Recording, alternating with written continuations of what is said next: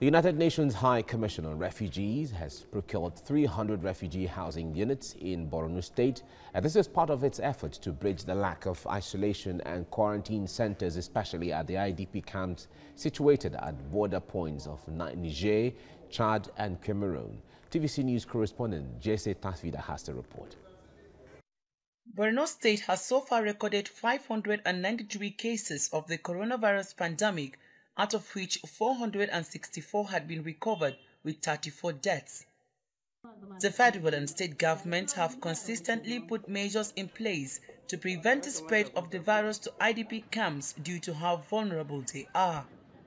But the government is not left alone in this fight. The Refugee Council of the United Nations has now procured 300 housing units to serve as isolation and quarantine centers at border entry points to the state.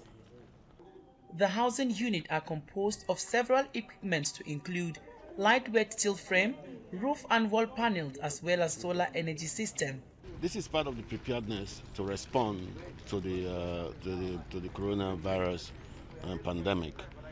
What I have seen here and adapting this to the needs in the field is appropriate as a holding area, while appropriate actions are taken to take people to areas where they can have the treatment required.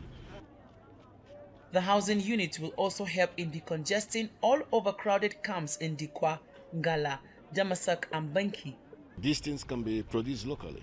It can also create employment opportunities for women, who know how to prepare these things, so that the ordinary members of the society can have access to it.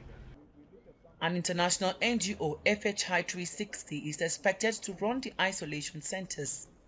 The United Nations High Commission for Refugees believe that this equipment will help in no small measure towards curbing the spread of the novel coronavirus.